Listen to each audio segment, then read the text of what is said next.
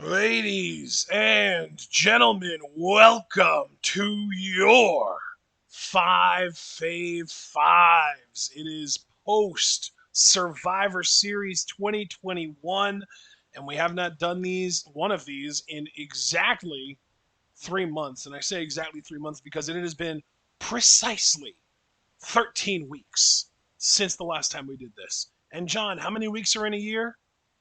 52, baby. And what's 52 divided by 4? Oh, God. What, 13? There Yeah. we go, baby. Hell yeah. Jesus Christ. It has been exactly a quarter of a year since our last Five Fave Five. And oh my God, so much has changed.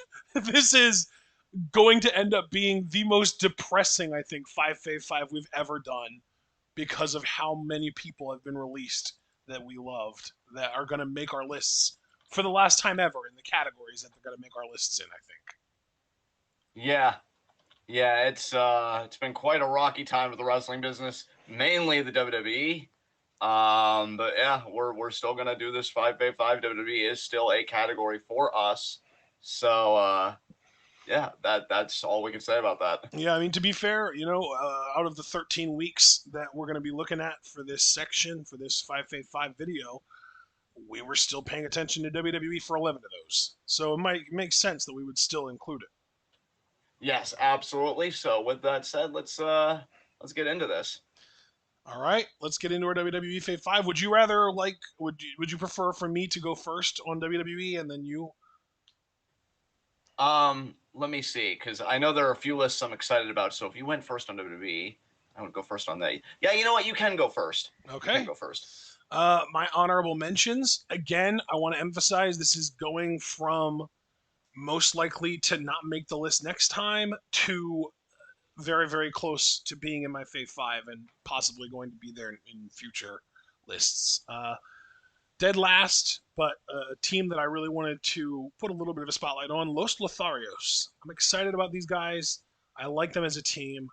I genuinely hope that they turn face at some point because I think that they're just too charming to stay heel. So, uh, up next is Finn Balor.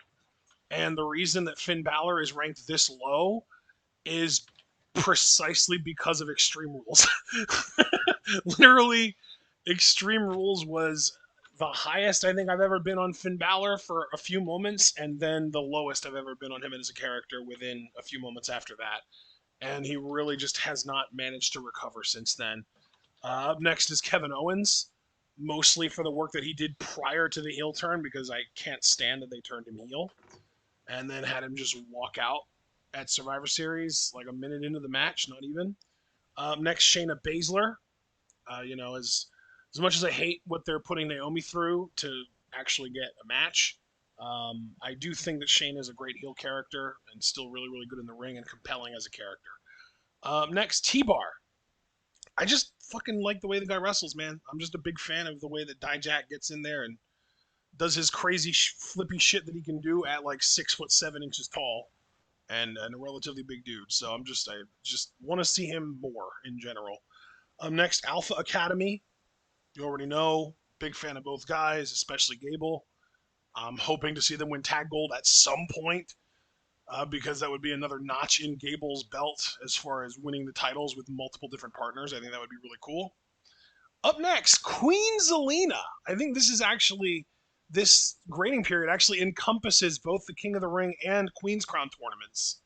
And Zelina has been pushed quite a decent amount in that time, including winning Queen of the Ring, and now she basically has the King Booker Queen gimmick, where she's got like the accent and everything, like the fake British accent, and she's like, praise me, praise the Queen, that kind of stuff. Like it's pretty decent stuff. Up next, Sasha Banks, because no matter how obnoxious her character work gets, no matter how miserable some of her promos can be, holy shit, she's still so fucking good in the ring. Up next is Naomi, because again, she fucking deserves better, and she's been killing it in the ring herself in her own right. Trying to just kind of survive some of these crazy, ridiculous matches she gets put in. Up next, Sami Zayn. do I really need to say more? The dude is an incredible performer. He, is a great talker, very funny, very compelling, amazing in the ring. Any time he gets an opportunity to do anything, he always knocks it out of the park. Up next is Seth Rollins. I'm not going to say too much here because I'm assuming he's going to make your list, but I feel like he's low-key been kind of carrying Raw lately. Up next is Liv Morgan, who has actually been getting a little more attention put on her lately, and I've been appreciating that. I think she's been doing better actually since moving to Raw than she did on SmackDown, getting more matches, more TV time, etc., etc. And finally, for my honorable mentions, I have the United States Champion Damian Priest because I actually really, really like his new gimmick, even if I'm not, I loved his original theme song, but the new theme song works, and really the Tron and the new gimmick that comes with it is what I've really enjoyed. So it's really cool stuff. I'm compelled. John, let's hear your honorable mentions. All right, I'm gonna start from like nowhere near the top 5 to Gotcha. just on the cusp at the end. Gotcha. So, Sasha, Shotzi, Nakamura and Boogs, Naomi, Drew McIntyre. Hang on a second. You're going a little too fast for me. All right. Who was after Nakamura and Boogs? Naomi. Oh, okay. Yeah, I missed her. I'm glad you said her again. Then Drew, then Big E. Yes. Okay. Then Ali. Okay. Then Jey Uso. Yep. King Woods. Nice. Liv Morgan. Nice. Sami Zayn. Yep. And right on the cusp, Bianca Belair. Ooh. Okay. All right. Very so interesting. That, who begins your Fave 5? It's actually someone that you listed already in your honorable mentions. Rick Boogs. Ah, very cool. Yeah, interestingly enough, I feel like he really has been the substance of the act in the sense that, like, I love Nakamura and you know that, but Nakamura doesn't really have to do much of anything. Nakamura could be basically anyone, and Rick Boogs is the highlight of every segment that they're in. It makes Nakamura almost more compelling in my mind. So Rick Boogs is my number 5. The dude is dynamite as far as charisma and magneticism and just presence go. He's charismatic as hell. He's great with promos and promo style. You ask him to go out there and just talk to the crowd. He kills it. He's surprisingly competent in the ring, which why the fuck has he been doing nothing for the last 2 years? Since his original debut in NXT, it makes no sense to me. And it took Vince McMahon seeing one of his fucking Old Spice commercials to be like, hey, let's put that guy on SmackDown. I just don't understand it. I will never understand how Rick Boogs went so unused for so long. And now he gets used and he's fucking killing it. He's great. Well, thank goodness for that, right? Especially with this sea of releases.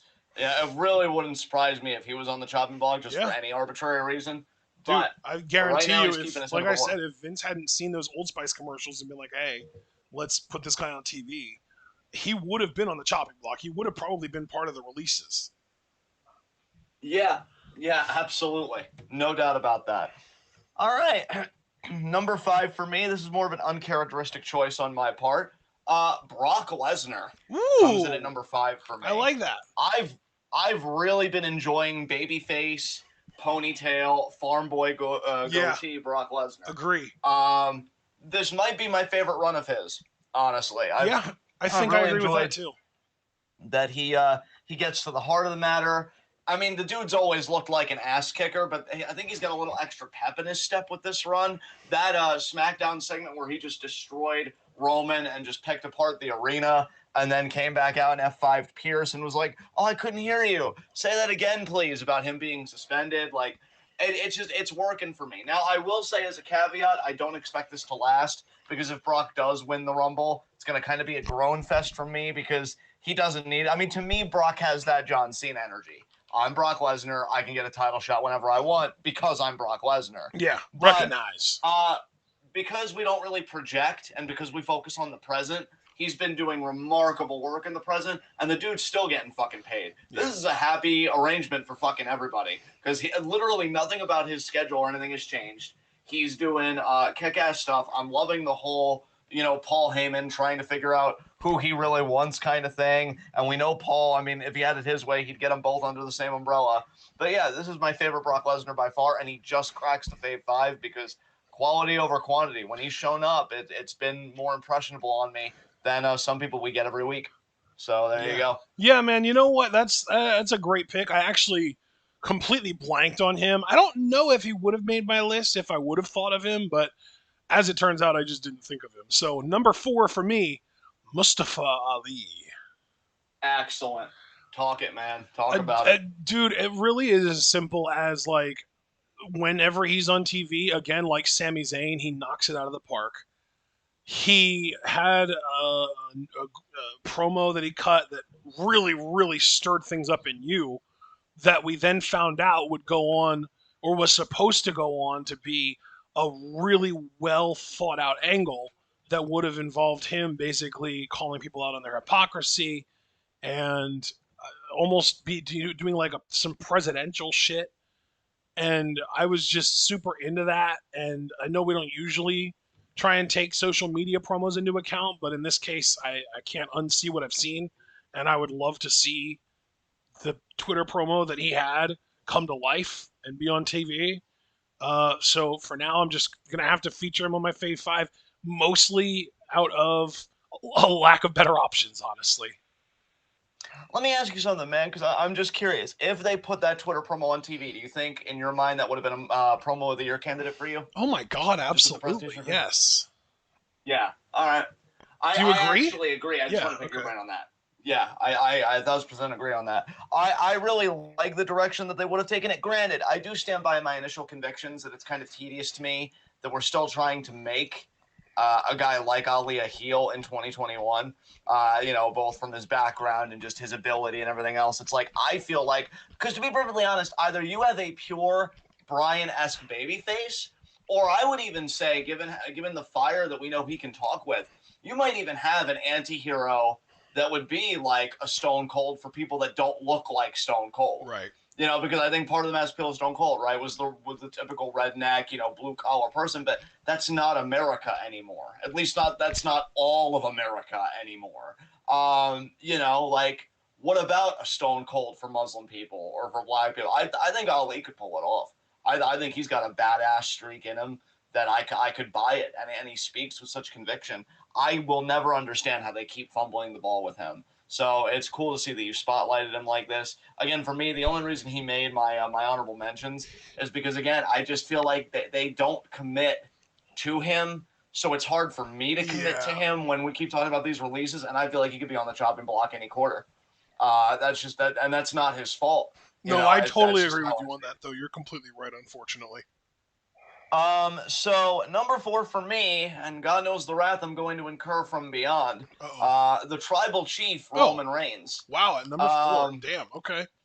Yeah, I've. There are really 3 acts in WWE that you enjoy more than him. That blows my mind a little bit. I'm gonna be real with you. In this current quarter, yes.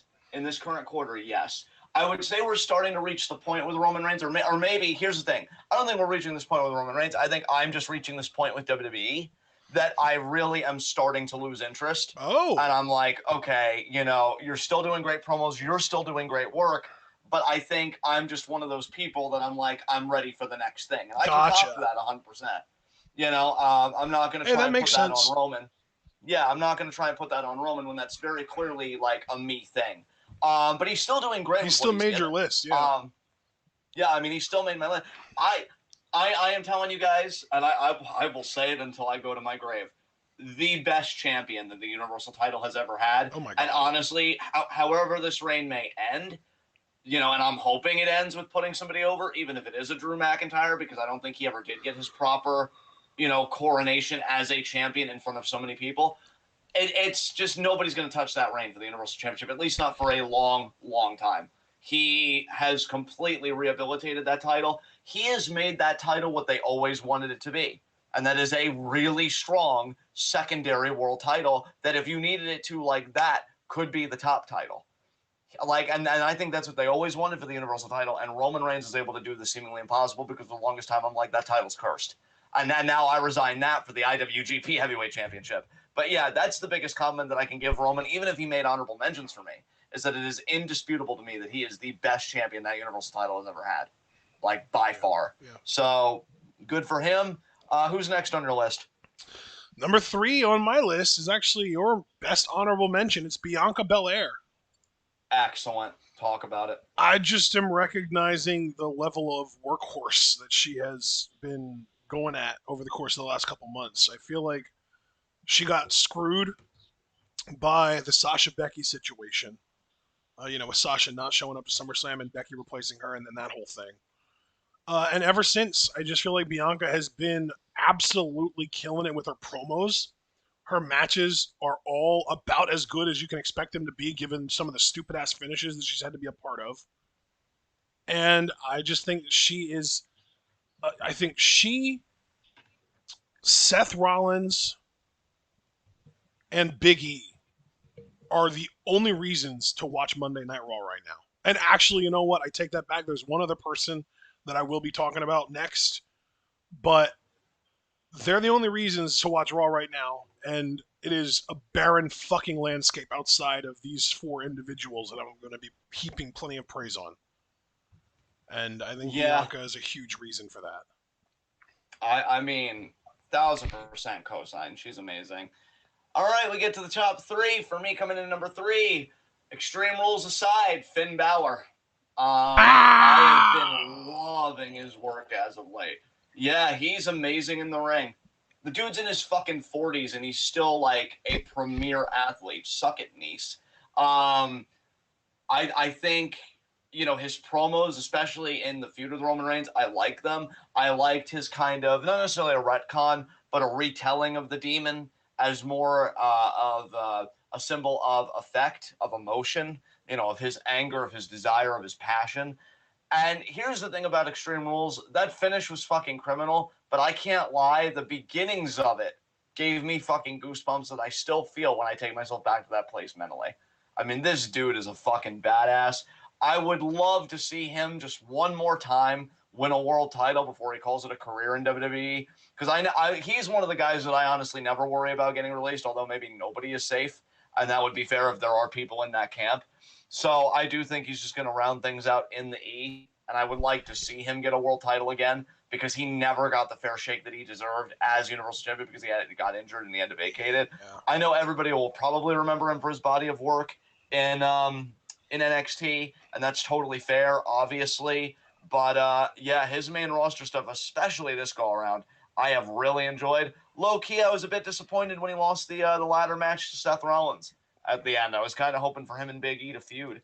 Thought that would have been fascinating. I'm telling you right now, if he at Extreme Rules, if they go through with it and he hits that coup de grace and wins that Universal Championship, he's number 1 on my list by far. Yeah. I think he would have been number 1 on a lot of people's list. And see, that's why I think Roman Reigns, again, when I think about, he's had such an amazing run, but I think it's not just how you started, it's how you finish it. And I think they could have really had a strong finish by having him lose to Finn in that fashion. And they fumbled the ball hard, but I got goosebumps for what it was. And Finn is just a very unique performer. And that sometimes I'm like, but then the times when he's really in that rhythm and he's connecting with me, he's one of the best WWE has. So yeah, he cracks number 3 for me. What about you, man? Who is next on your list? This one is probably the biggest surprise for a lot of people who don't know the way that I feel about certain things. John, you know the way that I feel about Raw. You know that I tend to have it on my TV because my mom likes to watch it and just barely pay any attention to it while we're playing Among Us. And that's exactly what I'm going to do tonight, right? Right. Do you know who consistently gets my attention on Raw the most? Who is that? I just want one guess. Trying And to I'll think say right outside now, the they box. don't hold any singles titles. Okay. Male or female? Female. I'm gonna say it because I forget who was on your honorable mentions. Liv was so in my honorable mentions. Was Rhea Ripley? No, she was not, and that is my number 2. I knew it. I fucking knew it. I just man. needed you to say female, and I'm like, yeah, I'm going with it. Yeah. Oh, dude, I can't wait to hear you talk about this. Dude, every single time Rhea Ripley comes on TV, her music gets my attention, and then she maintains my attention. Her music is like, oh, I like this song, I should look up. And then I see Rhea, and I see the work that she puts in, and the matches that she works. Dude, she might very well be the best female in-ring worker on Monday Night Raw. Bar none, and I'm even including Becky in that bunch. Rhea Ripley is fucking incredible in the ring. Like, we talked about it this summer. She carried Charlotte to multiple good matches. Last night, dude, this is something that I would actually love to hear your opinion on, and it would require you going back and watching part of a Survivor Series match. Dude, I swear to God, when Rhea Ripley was in that 5-on-5 women's match, it felt like it was a good match. As soon as she got eliminated, everything went downhill. Wow. Dude, I think a lot of people would even tell you that was the worst match of the night, but I watched that match, and before Rhea's elimination, it had momentum. It felt like it was going to be at least a solid match, and then Rhea got eliminated, and it just went to shit. And the finish was horrible, but I feel like everything started going downhill when they eliminated Rhea Ripley. She and Bianca really were the two women carrying that match. And once Rhea got eliminated, there was only so much Bianca could do, man. You know what's amazing? Because I just looked Rhea up. She just turned 25 this year back in October. So she's still very young yet. And it's just such an interesting arc she's been on, hasn't it? Yeah. Because, they built her up in NXT, and she ended Shayna's monster reign. Remember when Shayna really felt like a threat? Those were the days. And I felt like her reign kind of petered out very quickly, but I don't think she's ever stopped being a good in-ring her reign worker. didn't peter out. She lost to fucking Charlotte at Mania. Like, she got screwed over. Obviously she did. No, I'm saying, like, I felt like fans kind of turned on her after she won. I meant more in the momentum sense of, like, people getting behind her. Yeah, like, we were there. We reacted to WrestleMania. Like, yeah, obviously that was bad. But no, it just seems like she's finally, like, she's starting to find a rhythm again. She just seems to go through these ebbs and flows where it's like, oh, she's really hot. Then she cools down. And now it seems like she's heating up again because I know she's one half of the women's tag champions with Nikki Ash. Yeah. Which, like, is Nikki injured right now? I was surprised that she wasn't on the team. I'm not sure. Or should they just not pick I do not know. Yeah, well, whatever the case, it's interesting for her. You have to wonder if they'll ever, like, want to give her the women's championship back. I have to imagine they will when they get done this women's tag title, right? Because, dude, just for her having those good matches with Charlotte, what you said about her being one of the, like, best female workers on Monday Night Raw, if not the best, I can't wait to see what she does with Becky.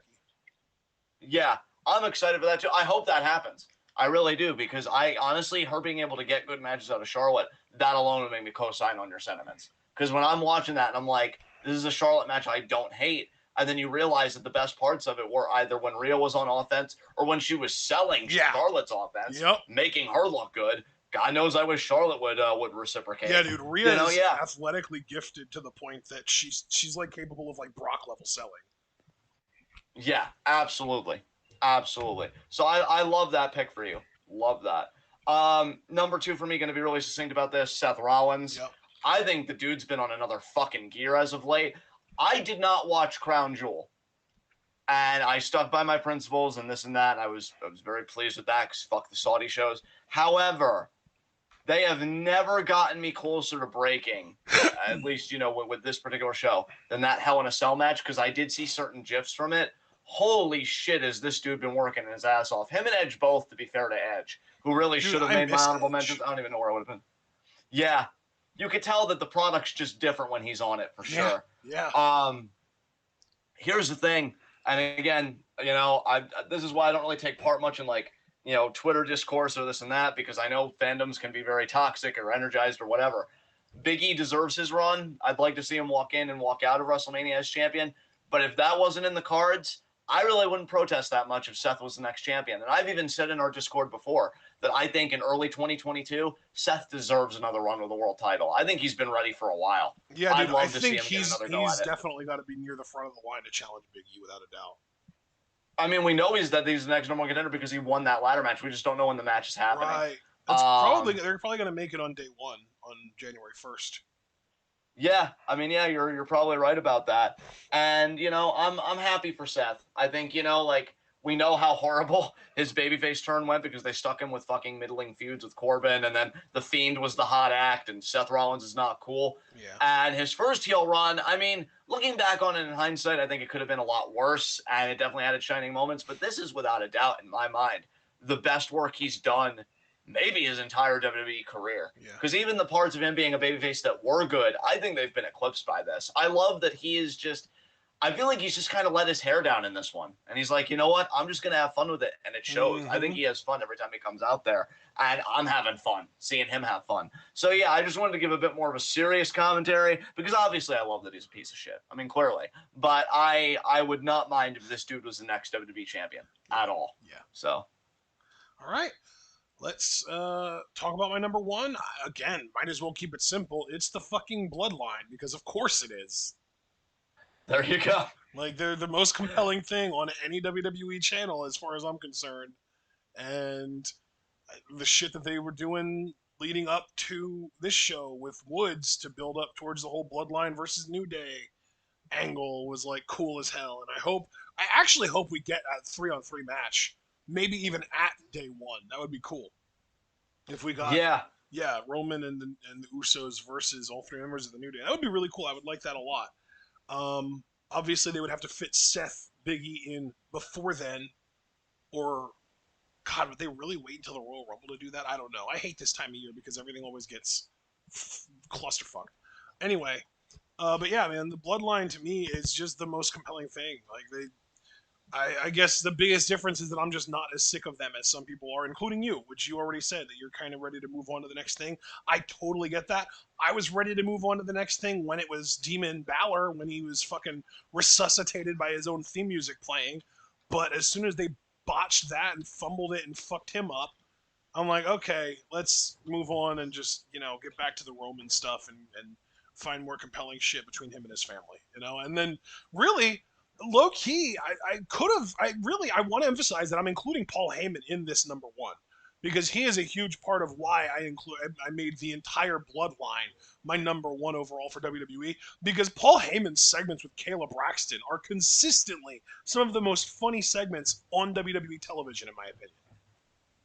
Yeah, dude, Paul's been killing it. And I love that they found that spot for him to have the banter with Kayla and to be the nervous, kind of battered manager in a way. Yeah. Because Roman is strong at talking. So if he's strong at talking, well, what do you have him into? Well, you still have him talk, but just in a different context. Yep. And it works for him. Yeah. I feel like this is completely refreshing Heyman for a lot of people, myself included. Yep. So, yeah, I totally get your reasoning, man. I'm here for it.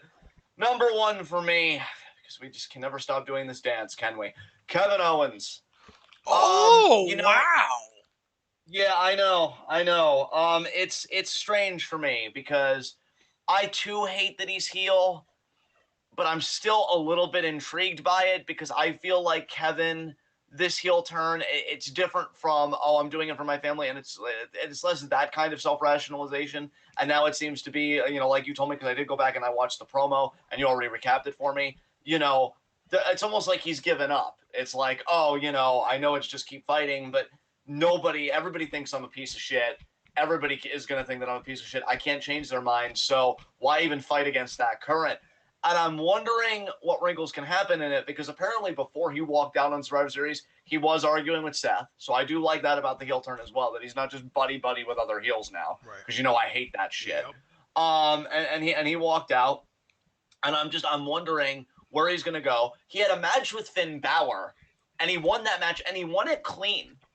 Like, that interested me, too. I was waiting for, like, an eye rake or whatever, because he talked about the damage that he was going to do, but he won it clean. So I'm wondering what line they're trying to walk with him here, which is why I'm not throwing the baby out with the bathwater. I think Kevin is a brilliant performer. I know there's a lot of talk about his contract status.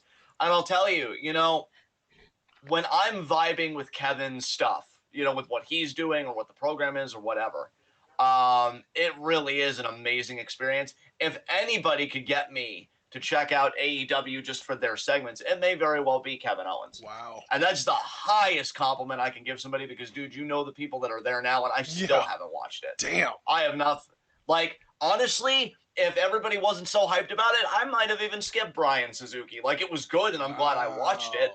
But, like, I don't know if I would have done it on my own. I don't know if it wasn't for you being like, oh, let's make content out of this, or everybody being psyched about it. I don't know if on my own I would have been like, eh. But for Kevin Owens, I just might. I really just might. I think him as a babyface. Yeah, like him as a babyface, and I want to emphasize this because I love Kevin Owens no matter what, but I am always going to be partial to babyface Owens because I think there's something really incredible there. Versus a guy, now I know he's going to have to take time off and heal, but like a heel Kenny Omega, that's fucking money to me. Like you sell the pay-per-view on that. So I don't know what his future is. I don't. But if he stays in WWE, I say again, he should be a fucking world champion. He should be a fucking world champion. You know what? I have a little bit of a guy. Philosophical question for you. Sure. Do you think that babyface Kevin Owens is the closest that the wrestling industry has come to Dusty Rhodes since Dusty himself? Yeah. Yeah, I think so because, you know, just keep fighting is a real hard times ring to it to me. Yeah. You know, and he was doing great stuff with it because, you know, I know. Imagine if WWE fucking recognized that. Imagine if they recognized anything. How grateful we would all be. True story. But yeah, I mean, I can't help it. I still love Kevin Owens. I still even do like the clips that I watch from Raw. I always seek his stuff out. And yeah, I think he's fantastic. I really do. He'll go down to me as a guy that got his due to a point. Because, you know, he is a former Universal Champion and everything. Yeah, it just didn't feel like the right time.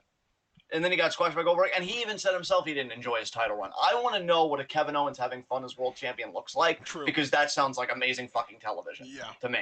So, fuck WWE, but I'm going to just keep fighting on behalf of Kevin Owens because I think the dude has a lot to offer. And I'd still say his feud with Roman Reigns was one of the best things to happen in Roman Reigns' title reign. 100% agree with you on that. Yes, that was brilliant. Yeah.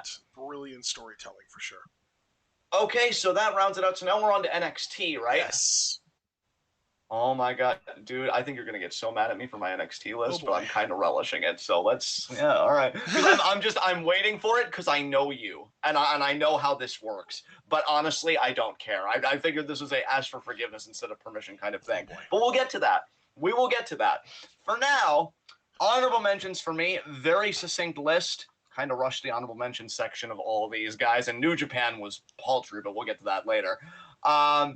From furthest to closest, Gargano, Odyssey Jones, Diamond Mine, except for one person, which we'll get to, and Grizzled Young Vets. GYV round out my honorable mentions. Damn, okay. So, what about you? What do you got? Let me just make sure that I have this all, taken care of, typed up. Okay, wow, really, really short honorable mentions for you. Mine's quite a bit longer. Again, same order, going from, furthest away from the list to almost made the list, and I actually had on the list at one point and had to get replaced. Cora Jade, Robert Stone, Dexter Lumis, Dakota Kai, Zion Quinn, Saray, Gigi Dolan, Diamond Mine, which you're going to have to enlighten me on who the one guy is that you were excluding there. Braun Breaker, Legado del Fantasma, and, like you, effectively my number 6, Grizzled Young Veterans. Very nice. All right. Rounding out or starting my Fave 5, I should say, Dakota Kai. Oh, wow, nice. Okay. Because you know what? I know we've had like our nitpicks like about the presentation and stuff, and I feel like that's been more me than you though, so it makes sense that you would rank her higher than me.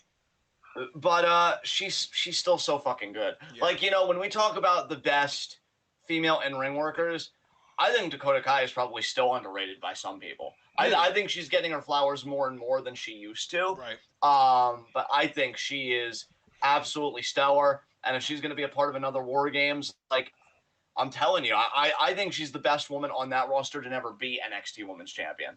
And it's kind of a fucking crock, honestly. I hope one day that half gets remedied. But for now, she's still fantastic. I'm here for her being in another War Games matchup. I hope her team wins, which is really something because I know she's going to be teaming with Toxic Attraction, who, you know, I like Gigi. I could take or leave the other two.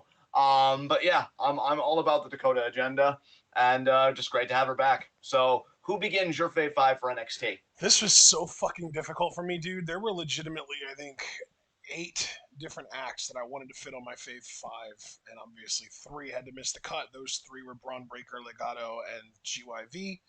Number 5, Carmelo Hayes. Very cool. All right, talk about it. I've just been really enjoying his work. I love how quickly they've kind of acknowledged his talent level and pushed him to a relatively appropriate degree based on that. You know, the current North American champion, and I love how good he is at finding one-liners out of seemingly nothing. I like it when Mello shoots, Mello don't miss. That whole thing, I feel like that might have been like a catchphrase, but he's had so many other lines that I've been like, damn, that's clever. And I love the presentation, and in the ring, he really does not miss. No, he doesn't. And in fact, I agree with you so much. He was number 4 on my list. Nice. So just to kind of, I guess, take the baton from you, Yes. it's kind of a seamless way to do this. I love that. Yeah, I agree completely, dude. I'm excited for his triple threat tomorrow night. You know, him versus Gargano versus Dunn. He's so young and yet so good at talking. And listen, folks, never forget that it really does come down to the personality and the charisma, and the fact that he has that ensures his job security far more than any flippy shit he can do in that ring. That's just facts. Like, if you're able to, 27 years old, able to talk. Now, maybe I shouldn't be puffing out my chest like that because a lot of members of Hit Row could also talk, and we saw what happened to them. But I do think he has immense upside. I love how he carries himself. He really does make the North American title seem important because of how he talks it up and how he talks himself up and how he backs it up when it matters. I would still like to see, and I think I even said this on one NXT review, and I stand by it, with how he's talked about it and how he's presented himself as North American champion, would love, love, love to see him as NA champion, main event a takeover, even if it's the takeover where he ultimately drops the title. Again, he could brag about, I took the North American Championship all the way to the main event of a takeover. So suck on that kind of thing. Yeah, Carmelo's awesome. He really doesn't miss. So who's next for you on your list? Number 4 on my list is Cameron Grimes. All right, talk about it. Dude, again, it's not even his catchphrase, but he just doesn't miss. Like, every segment he's in is entertaining. Every character they give him, every character beat that they give him, like Sami Zayn, like Mustafa Ali, he knocks it out of the park. He is excellent in the ring. All of his matches are good to great to amazing. They're all compelling. He's just consistently one of the most compelling and entertaining acts on any wrestling show on any given week. I agree with you so much so that he was number 3 on my Fave 5 again. So we're You're just doing following me again. Yeah, absolutely. It's kind of crazy. Love him, dude. I just love him. Honestly, I get so mad at NXT. I've been mad at them for a lot of reasons lately. But I think one of the biggest bones of contention that I have with them is that they have not just run with this idea of him as that underdog babyface going after the world title. The idea that, like, Cameron Grimes, to me, and I know this word usually has I know this word usually has a negative connotation. And I don't necessarily mean it that way, but to me he's in a kind of purgatory because NXT both recognizes, hey, he's a really good wrestler, but they also see that, like, oh man, he's a really good character. And for whatever reason, when it comes to anybody else, I think fitting those bills, they've always put those people in the main event, or at least they aspire to. This dude hasn't even touched the North American title. Nope. And, like, I should be grateful because he is visible, he is in a feud, he is on TV, and you know what we say, that's ultimately what matters. But it's like, man, this dude is your next Daniel Bryan. I was talking about Ali potentially having like a Stone Cold energy to him. I'm not saying Cameron Grimes is the same way, but when I say Stone Cold, I mean more like top babyface that appeals to masses of people. When we're talking about people leaving their jobs, when we're talking about people, you know, that a blue collar, I don't even know if that's a resonant term in American life anymore. And I know he's got the rich gimmick, but if you wanted to make him in character lose everything, he could pull a down bad Corbin, but actually make it resonant with American life right now. You have something here. You've always had something here. And I think everybody knows it, but the people that can do something about it. And that's always so goddamn infuriating. But yeah, I love him. The sooner he wins that NXT championship, the better, because man, is he fucking good. So who's next on your list? Just wanted to add, Cameron has never challenged for the world title, and he has challenged for the North American Championship twice and lost. Yeah. So just figured I'd throw that out there. Number 3 on my list, MSK. Man, I always talk about how much I love seeing them every week. They bring a certain energy to the product that no one else really offers. I've been loving the shit that they've been doing as far as like the pre-tapes. You know, like I said, they kind of hinted that they might go and talk to Jeff Hardy the other week. Um, just love their personalities as a team. I love their brotherhood, and I fucking love them in the ring, and I love their energy. And fuck Full Sail. That's all I gotta say. Yeah, all right. Number 2 for me, gonna keep this somewhat brief. Braun Breaker. Wow. I fucking love the dude's energy. I love his presentation. I love his presence. I've softened up a bit on him losing to Champ at Halloween Havoc, although I still think ultimately it was the wrong call. But the only reason I've softened up on it was because he had a great babyface promo acknowledging that it sucks to lose, but that he's going to learn from it. Like, you know, he's not inhuman. Yeah, it sucked. I want to be world champion. But now I'm going to take it from you or I'm going to die trying. And plus, you could tell he's got his father in him and his uncle in him. Yep. And it's amazing. Yep. I love it. I love that we get to experience a new generation of Steiner, or excuse me, Breaker.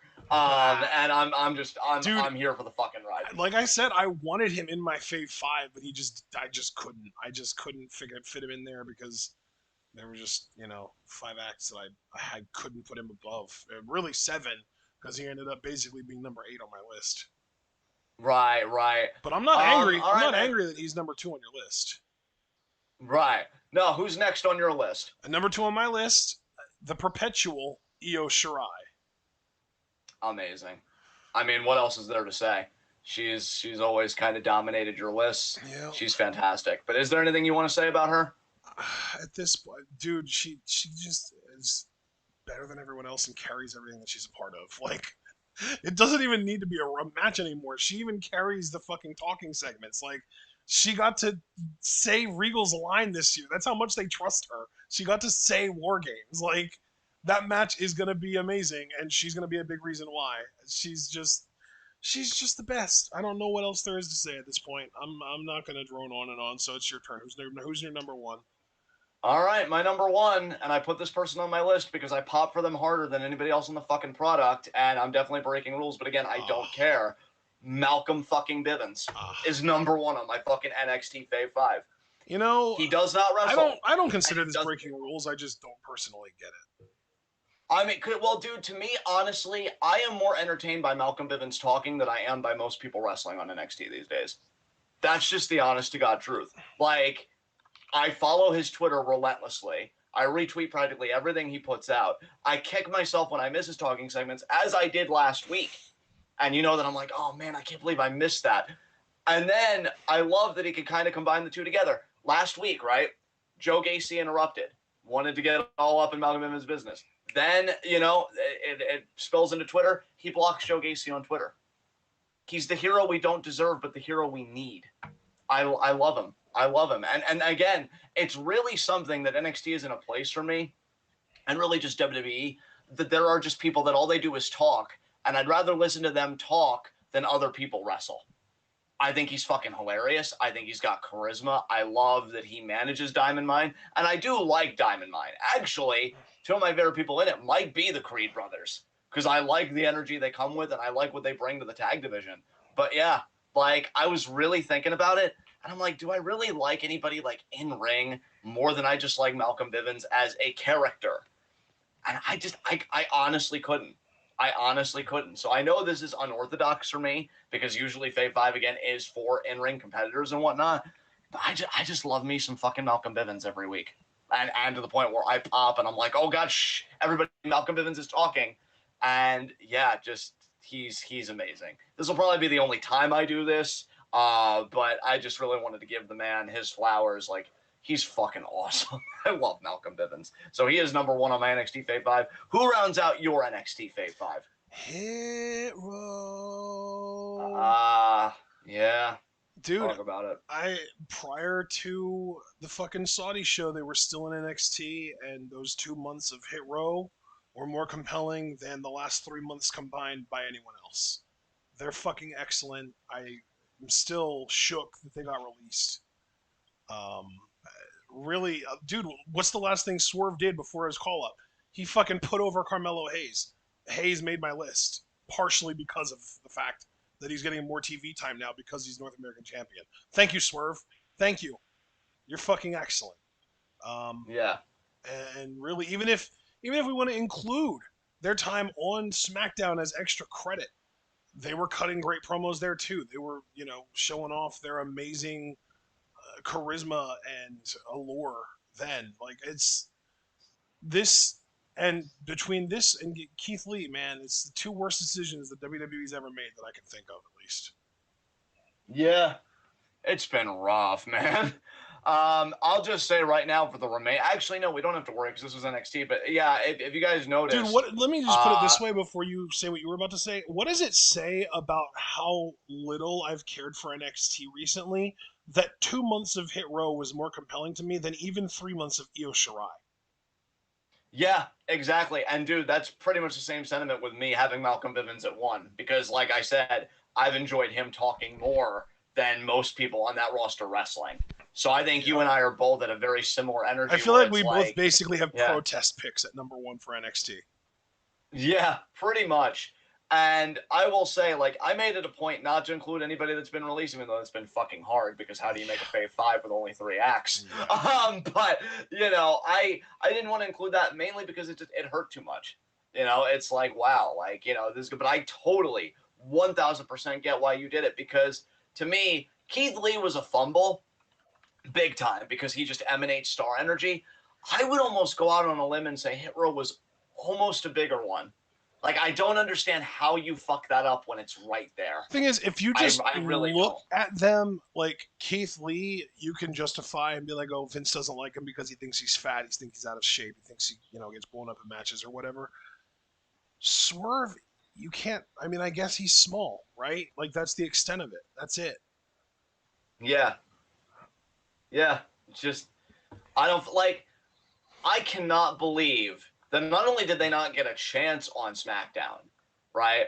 But that you really didn't see the possibility for fucking Hit Row versus Bloodline, which is the one feud for them I really wanted on the main roster. And it's like, not only did we not get it, we didn't get anywhere close to that, and they got their walking papers. I don't see. This is why we're done with this company more or less, except for NXT and Big Four pay-per-views. Yeah. And I'll tell you, just on my side of things, I'll be checking in with you after those because honestly, I've just gotten to a point with this company where even thinking about it low-key makes me sick. I feel like every day my dependency on them, just born from the habit of watching them for like close to 2 decades, is just waning every day. Yeah. And I'm like, fuck this company. So even after Big Fours and stuff, I'll be checking in with you and being like, is it still good to you? And maybe it'll still be good to me too. But this company's got something foul and rancid going on, and I don't like it. And I think it's epitomized by Hit Row being released. So I'm glad that you acknowledged them. I'm glad you celebrated them at number 1 in your NXT Fave 5. So now for the really interesting one of New Japan, which I know you and I were both like, so it exists. So who were in your honorable mentions? Again, going from the lowest down on the list to the closest to making my Fave 5, we've got Zack Sabre Jr., Kenta, Hiroshi Tanahashi, Jeff Cobb, and Sanada. Oh God, mine is bare fucking bones, guys. Because honestly, part of me was even confused about like who's in America, who's still working in Japan, stuff like that. The people that were stuck in America, I will tell you guys right now, they actually made my other list because that seemed more appropriate than That's just smart. New Japan. Good call. But yeah, Hikuleo. Oh wow. Tama Tonga. I will say about Hikuleo, and I don't like talking about honorable mentions because, like, you know, we want to get to the good stuff. I like Hikuleo. I do. I think the dude's got presence. I love his look, and from what I've seen in the ring, I don't know if he's gotten any better or, God forbid, any worse. But from what I have seen in the ring, Competent. yeah, like very competent. And I think, you know, you don't always need to be dazzling when you've got the presence that he does. I honestly think you can make a pay-per-view main event out of competent when you look like he does. Yeah. That's just my opinion. Maybe I'm very old school like that. No, but I'm with yeah, you, man. I'm with you. I think is great. Yeah. So yeah, Hikuleo, Tama Tonga. I don't think he looks like Maven anymore, so that's a relief. He's been growing his hair out, yeah, and his beard. Toriano. Shout out to Toriano fan account, one of my favorites on wrestling Twitter, and God, that's a big compliment because it's such a toxic fucking hellscape. And rounding out my honorable mentions, of course, our darling pupper Ishii. So, who cracked number 5 for your Fave 5 for New Japan? Show. Excellent. Yeah, he's so good. He's doing his thing. On track to win the BOSJ. Killing it for fucking whatever the hell the new weird little sub-faction Bullet Club is with Evil and whoever the hell else. I don't even know, honestly. I think Yujiro's in there. I don't fucking know. But yeah, Show is, you know, he's cool. He's cool. Honestly, I haven't watched as much New Japan in the last 3 months as I would like to, but from what I've heard and from the little bit that I have seen, yeah, I had to give it to Show. Bro, I love the energy. Bro, this is going to be the most chilled out Fave 5 we've ever done because we've barely watched any New Japan in the last 3 months. Yeah, number 5 for me to kind of mirror your energy, Sonata. In my mind, the rightful G1 winner. They didn't want to go that route. That's fine. It's okay to be wrong. I wouldn't know, but, you know, whatever. You wouldn't know. Listen to you. He's really talented, moves smooth as fucking butter in that ring. I hope one day he'll be world champion. And honestly, if he isn't, again, I wouldn't know, but, you know, have fun being wrong, I guess, because you put the title on Evil, and yet Sonata was an oversight, I guess. I don't know, fuck you. So yeah, he's just really talented, and he deserves better, and yeah, that's number 5. So who's number 4 for you? That would be Tomohiro Ishii. Excellent. He was actually on Dynamite last week, teaming up with Orange Cassidy. To take on, I believe it was the Butcher and the Blade, and yeah, he got to do some of his cool New Japan shit in AEW, like the, you know, getting beat down in the corner, and then he starts no selling, and he starts just staring at the guy and looking angry, and then like the throat chops and stuff. Yeah, he got to do some of his cool shit, and that made me proud, and it made me feel like I had to put our pupper on our list. So he gets number 4. You're a good father. Number 4, Ibushi. I know. Believe me, I know. It has been rough for Ibushi, man. Yeah. But I still want to give this guy credit. I want to tell a little story about Ibushi. Just, you know, again, from my story time. in wrestling Twitter. Yay. I guess somebody talked about Ibushi, and then somebody was like, oh, like imagine thinking that this 40-year-old looking virgin nerd could have appeal to wrestling fans. And it really says something about the power of Ibushi and the fucking fan base that he has when everybody ratioed that shit, more or less saying a variation of, imagine thinking this guy doesn't fuck. And I will. And I say this because we need to remember how amazing Ibushi is as a person and as a wrestler, because he's been going through some bad times. But here's the thing, no matter how bad Ibushi is, no matter how bad things are going for him, he rests with the comfort of knowing he doesn't have to wake up as that guy. Yeah. And honestly, we all wake up with the envy that we're not Ibushi, and you're fucking lying to yourself if you say that you've never once thought about, man, how great would it be to be Ibushi? Because have you seen his Super Saiyan level fucking abs? I have written love letters to this man on here, pretty much saying that I think he's the last of a dying breed as far as his in-ring style. That is, as JBL used to say about London and Kendrick, a human car crash. Oh, shut up. But it is. It's a very high-risk style, quite literally. So much so that going for a Phoenix splash, he broke his arm in the finals of the G1. Oh. And yeah, that's fucking rough. But you know what? His scintillating style is why they've trusted him to win back-to-back G1s. He was probably going to put Okada over regardless in this one. That's what I'm choosing to believe. But man, the faith they put in this guy, and you can never once tell me that it wasn't earned. This dude is fantastic. And if anybody's going to get redemption in 2022, this guy's at the top of that list for me. I want him to be redeemed. I want him to get the title back. I want him to be the man, which is why he signed that contract in the first place. I will never forget, he said, I didn't go to WWE because I wanted to be the ace in Japan. I wanted to be that guy that they could. I wanted to be God. He became God for a moment. It ended. Well, now you're kind of a demigod because you were reminded of your mortality. Go back and reach full God status again. I'm rooting for it. So yeah, Ibushi was, what was that, number 4 on my list. So who's next on your list, friend? Number 3, because I believe I went first here. Number 3 on my list, and this is where things start getting exciting. Katsuyori Shibata. Oh my God! I love you being able to say that name again. It feels so good to be able to say that name again. Yeah. Oh man. This just goes to show you, though, how little attention we've paid to New Japan that a guy who wrestled a 5-minute exhibition against the SJ made my Fave 5. Because, oh my God, that was the most compelling thing I've seen New Japan do in months. Yeah, dude. I'm just going to say, and then I'm going to hand it back to you, because, like, it puts the biggest smile on my face to hear you talk about it, because I know when he was active, and I've always said, Ashton was a far bigger fan of Shibata. I jumped on the train way too late, and I definitely have remorse about that because, man, nobody does it like he does. Yeah. And I will say, as a side note, one of the best themes of all time. That theme gets me fucking hyped. Yeah. Like, if he does make a full comeback, because I'll be damned the things I've fucking seen in this business, and you two watching it for so many decades, if he comes back full time and he's like, yeah, I want to wrestle for New Japan, you make him win that fucking G1. I don't give a fuck. Yeah. You make him win that G1 and you put the fucking strap on him on Wrestle Kingdom. Yeah. And if you don't, I'm just going to say it. I'm trying to clean out my ableist language, but it's just how strongly I feel. You're fucking stupid. If you don't make him win the Wrestle Kingdom, if he comes back full time, you're fucking stupid. And you don't know wrestling. And I don't want to know you. Because it's so obvious. I have a question. Like, is so foolish ableist? I don't think so. It might be, but yeah, that might be a safer term. You're utterly foolish. Yeah. You are utterly foolish if you don't fucking do that. Like, oh my God.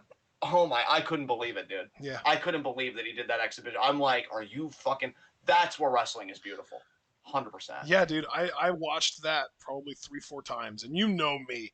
I don't rewatch wrestling shit. Yeah, he doesn't. So to say 3 or 4 times, and I'm willing to bet, given how much you love Shibata, I'll go on the high end and say it was probably 4. That's as much a compliment of the man's work as you're ever going to get anywhere else. Yeah. That's beautiful. Like, literally, I watched that. I watched the 5-minute exhibition 2 or 3 times. Then I went back and I started just marathoning older Shibata matches, like his match against Ishii in the G1 before we started watching. Even the fucking match with Okada, where we literally haven't seen him wrestle since. Like, stuff like that. And then I rewatched the exhibition again. Dude, I gotta be honest, I'm so happy you said that, man, because I know that Okada match is rightfully controversial because of the finish, but man, I'm telling you, for my money, potential hot take here, I feel like before that spot, you're looking at one of the greatest matches ever. Dude, no, that's the way he works it. In my opinion, takes the fucking dude apart. Now, people might disagree with the way that I'm phrasing this. You might even not like the way I'm putting this. In my opinion, if Shibata wrestles again and is able to get healthy enough to go in the ring again, you know how we always talk about X-Men Days of Future Past made X-Men The Last Stand a better movie because of the retcons? Yeah. If Shibata wrestles again and is able to get healthy, that his career didn't end because of that match becomes one of the greatest matches of all fucking time in my mind. I agree with you. I actually agree with you because you can't tell me. Because I went back, I want to say at some point last year, and I watched that fucking match. Yeah. The way he picks him apart, Dude. I have never. You got to understand something, guys. We live in an age today where reality is fucking awful, and you hear nightmarish shit, and you're desensitized to a lot of shit. I winced with every fucking strike. You know how I've said in the past, now I haven't said this in a minute, admittedly, so if you don't remember, that's fine, because that would be more on me. But do you remember how I used to say that I can respect wrestlers that depending on how they strike or how they grapple with their chain wrestling, they can make like a wrist block as devastating as like a flaming table. That's fucking Shibata, man, and nobody can tell me otherwise. The two biggest spots in that match that I will never forget, not counting the headbutts, obviously. One, him eating a fucking Rainmaker and just powering through it. And then two, him reversing a Rainmaker with just an open hand slap to the face, and people since then have dubbed it the Bitch Maker. Dude, there used to be, until YouTube sucked, as it's wont to do, a clip of just that bitch maker, and I swear, I know you and I are probably similar, where for whatever reason we go down rabbit holes or we're stuck on a loop of some shit. I could not stop watching it. I'm like, oh my god, he put his hand on his face, and like, it's not that incredulous, right? We've seen slaps all the time, but there's something about that hand going on that face. Yeah, like, I will slap the fucking soul out of you. And if you zoom in on the video enough, you can actually see it peek out of the mouth being like, can I leave now? He's there. Let me tell you something, man. And I say this as a guy that arrived too late. I say this as a guy that arrived to the fandom like way too late. There will never be another Shibata. No. There will never be like the closest. Him and Suzuki, I think, are cut from very similar cloths. Oh my God, and I'm telling you, we are never getting wrestlers like that again. No. And it's a shame. Oh my God. It's a shame. It really is. Because I think, and this is where I'm probably going to sound my most boomer here, if I'm just being honest. I think today it really is like the 630 splashes and this and that really sell. I don't know if there's a place, especially in America at least, for the type of wrestling that these guys do. But you and I could watch that shit all day. Yeah. I could watch a Shibata work all fucking day. Like, we need a fucking time machine so that we can take like pre-injury Shibata and place him up against fucking Kobashi. Aim a fucking men to that, brother. A fucking men to that. I am so happy for you. Yeah. And you know what the fucking poetic thing is? He was number 3 for you, right? Yeah. Shibata. Yeah.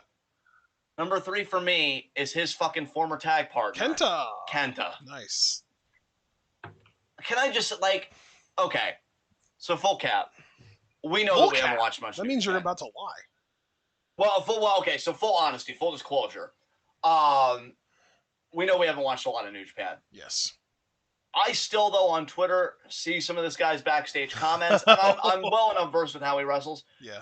I am so fucking happy for like, it's so funny that we could be happy for both of our guys for completely different reasons. You, that like Shibata's not fucking dead, he's actually able to work. Yeah. And for me, because like, and again, not to dog on the E, because we've done that enough and we've excised them from the channel, and God, do I feel so much better.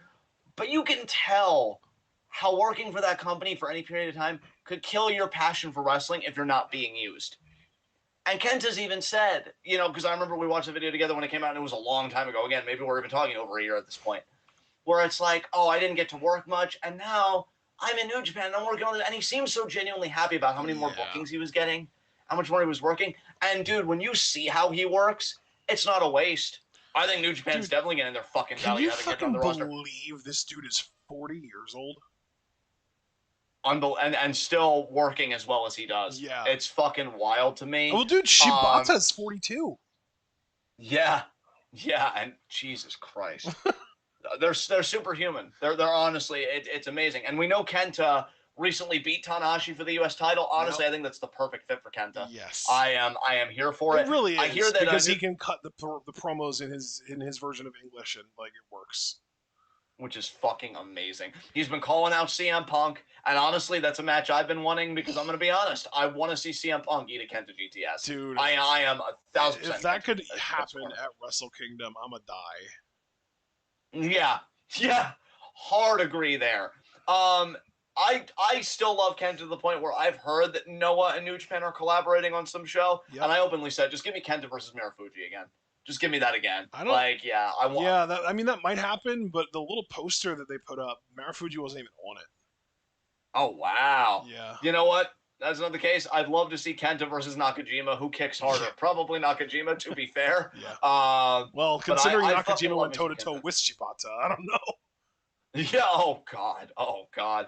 And you know what? We keep talking about like if Shibata like would come back or whatever. If they want to take it slow with him, I couldn't think of a better Wrestle Kingdom opponent than Kenta. It's funny that you Yes. mentioned Wrestle Kingdom. Well, dude, You and that's might the as other well thing square that too, up. because I was telling you about how I would rewatch the exhibition a couple times, and then I went back and watched old Shibata matches. Well, I also went back and I rewatched Kenta's heel turn, and then Shibata coming out and beating the fuck out of him. Yeah. That's magic waiting to happen, brother. Yeah. I just love the spot that Kent has been in. He's challenged for the world title a few times, never won it, and that's not a bad thing. I just love that he's like in that conversation. Meanwhile, in WWE, he wasn't even a cruiserweight champion when they fucking relegated him to 205 Live. Yeah. So it's nice to see him respected, man, because he really does bust his ass. I love how legit his offense looks. His fucking crossface is devastating. His GTS is beautiful. I'm just here for all of it. So who's next under New Japan Fave 5? It's Murder Grandpa. Yay! Minoru Suzuki, because holy shit, he's not even really been in New Japan that much, but he's still a New Japan wrestler, and he's been absolutely killing it elsewhere. Really, just from what I've seen is the AEW stuff. His match with Danielson alone was enough to make me put him at number 2. It was Yeah. a very, very legitimate match of the year contender. It was fucking excellent. That I think is the most exposure that a true blue, hard, strong style, New Japan style match has ever had in the United States of America. I think you're 1,000% on point. I really have nothing to add to that. Anything else you want to say before I move on to my number 2? No, man, we praise Suzuki every single time we do one of these. If you want to hear what I feel about him, go back and listen to those. Yeah, absolutely. God, you're so right about that. He is a constant for us.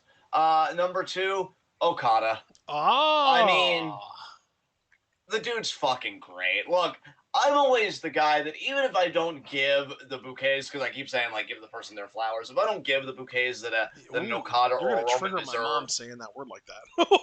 I know, right? But you know, if I don't give the due to these guys that maybe other people think that they're owed, that's fair. You know, Okada I think has done more for Japanese wrestling in his short career than most people have in some time. You know, especially since emerging from Inokiism, at least as far as New Japan goes. He is he's really exceptional. And I think in wrestling, you know, because you and I are like, we're finding that love for wrestling again now that we're detoxing from the E for the most part. And I think one thing about wrestling that I love, and I know you can kind of relate to this with me, I think maybe even you more than me, is when you know you're witnessing something incredible. When you know you're witnessing either somebody coming into their own or you're just witnessing a run the likes of which you know, to even say that it comes, you know, once in a lifetime, I don't know about that. It might take a few lifetimes sometimes to see something so special. That is Okada to me. The way that they kind of put it all on him so quickly, but yet he was able to carry the load, I have an immense respect for that. And yeah, the idea that he won the G1, I wanted Sonata, but I will always understand why they wanted to push a guy like Okada. And this dude bet on himself so fucking hard. And I know this was, you know, outside of this quarter, but I'll never forget that he bet on himself so hard. He's like, I don't need the Rainmaker to be good.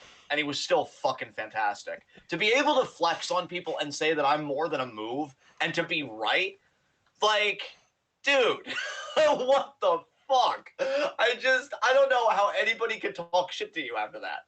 Anybody that has any criticisms of Okada, and we have heard some, oh, he's overpushed in this and that. And in my opinion, I respect everybody's opinion. That's cool. But did you ever stop and think that maybe he's overpushed because he consistently rises to the occasion? Because like that to me is just natural. He's amazing. He could retire tomorrow and have done more for the business than most people do in entire careers. That's just how I see it. So who's next under Fave 5? Oh man, I gotta tell you, you know how Joe Biden really kind of tried to run on a platform of unifying the country. Yeah. Well, fuck Joe Biden and fuck unification. Okada is my #1, and he's gonna ununify those goddamn titles when he wins them and give someone else the Intercontinental title. Cause who fucking needs it? He's the world champion. He doesn't need 2 goddamn titles to be the world champion. Fuck it. Okada's going to Wrestle Kingdom. Okada's winning the world title. He's gonna separate the titles again. He's gonna keep the original world title like he always should have done. And the IC title is going to come back into existence, and they're going to hold a tournament to determine the new one. Fuck that new world title. I'm not even saying anything. That was fantastic. All right. Now for the one I always look forward to the most. Fucking Stardom. Wait, who's your #1? Oh, God. Yeah, I'm so over New Japan. I was ready to get to the Stardom stuff. Zack Sabre Jr. Oh. I just love that he created a new submission against Naito, which they kayfabe had to take Naito out. He did really well in the G1 to the point where I actually thought that he was going to make the finals and do stuff with Okada. That ended up not happening because I believe fucking Cobb was the final that Okada, triumphed. And Yes. He's been getting great matches out of Cobb, too. So that's another reason why Okada made it so high. But yeah, I love technical wrestling. It's fucking obvious. And again, New Japan, maybe one day we'll be actively into it again. I actually hope for that day. Yes. But yeah, for now, ZSJ was just easy for me. Nice. So now, sorry for jumping the gun, but this is always my favorite section of Five Fave Fives anymore. Fucking Stardom. Yes. I will get us started. Nice. So obviously, as you guys know, I'm going to go from furthest to my top 5 to closest. Saki Kashima, Rin Kadokura, Mayu, Shuri, Himeka, Tam Nakano, Saya Kamitani, Azumi, and Takumi Iroha. Wow. I'm a little blown away. All right. Curious to hear your honorable mentions, friend. My honorable mentions in the same order again, bottom to top. Waka Tsukiyama, Rin Kadokura, Saki Kashima, Starlight Kid, Maika, Shuri, Utami, Iroha, Kamitani, Hazuki, and also Azumi. Very interesting. Okay. We both have Azumi in our honorable mentions after I think 2 or 3 straight times of her being either #1 or very really highly ranked in our Fave Fives. Oh man, I hope DBK doesn't hear about this. All right. #5 for me, Hazuki. Nice. I've just loved her energy since she's been back. Yeah. I loved her match with Utami. It really says something that I was blown away by Utami's matchup with Iroha, and I thought that nothing could really top it until the final encounter presumably with Shuri, and then Hazuki happened, and I'm like, that was a really fucking good match. So yeah, I love that Hazuki is, in her own words, babyface. That kind of shock energy. I'm like, oh god, am I really doing this? Yeah. And man, is she a breath of fresh air to Stars. The Stars has had it bad, fam. Like, they needed Hazuki. I'm glad she's with them, and it's just been a fun ride. So, who cracks your Stardom Fave 5? Believe it or not, I'm sure due mostly because of the tear that she's been on lately. Lots of recency bias baked into this decision, but #5 for me is Himeka. Very cool. I like that, man. I like that a lot. I've really been enjoying her work lately. I've always been a big fan of hers, and it was just a matter of when Stardom was actually going to give her something to do. I really, really hope that she ends up challenging Tam for the white belt before Tam loses that belt, and maybe even ends up being the one to beat her for it. I don't know. We'll see. But yeah, I really enjoy Himeka's work lately.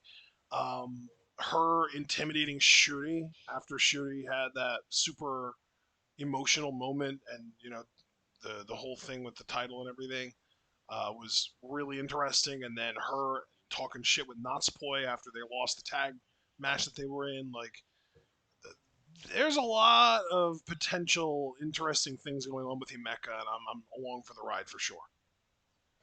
All right. Number 4 for me, Utami. Oh, wow.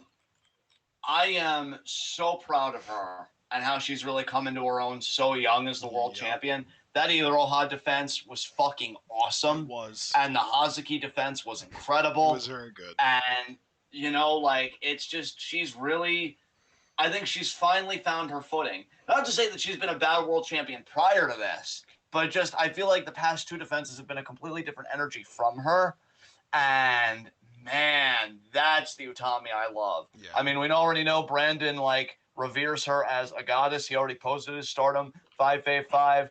I love that, Brandon. I love the energy you keep for her. I have a deep respect for her. Her theme change was fucking incredible. Dude, but as right? a performer, yeah, she's just so goddamn good. Her talent is undeniable. I could sing her praises all day, but I have other women whose praises I'd like to sing, and I'm not the only one up here. So who's next on your list? Number 4 on my list is none other than our white belt champion. It's funny, we both have major singles champions at number 4. You have the red belt, I have the white belt. Tam Nakano. Awesome. Talk about it. It's just, carried over. She's just excellent. She just breathes and exudes excellence. She's one of the best wrestlers in the world right now, one of the best storytellers in the wrestling business right now, arguably the best in that category, actually. I think there's a very legitimate argument that she is the best storyteller in all of pro wrestling right now, which is basically what pro wrestling is supposed to be about, is storytelling. So what does that tell you about how good of a pro wrestler she is? Um, Constantly in compelling storylines, constantly helping the people around her look better and get over more than they were before they interacted with her. Um, just I just adore her, man. She is just like so underappreciated, and not even just by casual wrestling fans who don't know about Stardom, but even by hardcore wrestling fans. Tam goes underappreciated because like people don't recognize how much she does for that company to keep the entire product interesting. Yeah, I think that was very well said, man. Number 3 for me, Starlight Kid. Dude, can I just say before you get into this, I Yes. had Starlight Kid at number 1 at one point, and then I realized that I was resting on her laurels and that I just haven't been as into her lately because of all of the Oedo Tai shenanigans. I just wanted to get that off my chest. That's why she's in my honorable mentions and not higher on my list. Oh, that's fair, man. That's totally fair. I'm still loving her in the ring. You notice that she's kind of had a fall for me too, because she was a strong number 1 for a little bit actually for Yep. most of this year for me.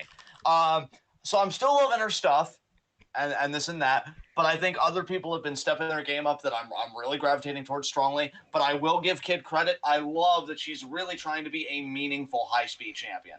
I think she's really trying to go out there and raise the prestige of that title and raise her own stock, because I know a lot of people, Javaris, you, me, we thought that championship was going to be an anchor for her, and she's trying to show that no, not only is this not going to bear me down, I'm going to elevate it along with myself. I'm stronger than whatever surrounds this championship. And I think she's doing a fine enough job of it so far. We'll see where it goes. I'm actually looking forward to the title defense against Koguma. I think those two could do a really fantastic match. We'll see if a title change happens. But yeah, I still adore her. I'm still rooting for her to be a top star in Stardom in the years to come. I just think that there are 2 women, obviously with her being at number 3, that I just wanted to celebrate a bit more this quarter because they've really spoken to me very deeply. So who's next for you on your list? I forget, who did Kid beat for the high speed title? She beat Natsupoi. Oh, so she beat number 3 on my list. Yes. Yes.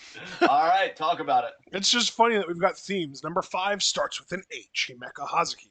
Number 4, major singles champion. Number 3, high speed champions. You've got Kid, I've got Poi, you've got the current, I've got the previous, I've got the former.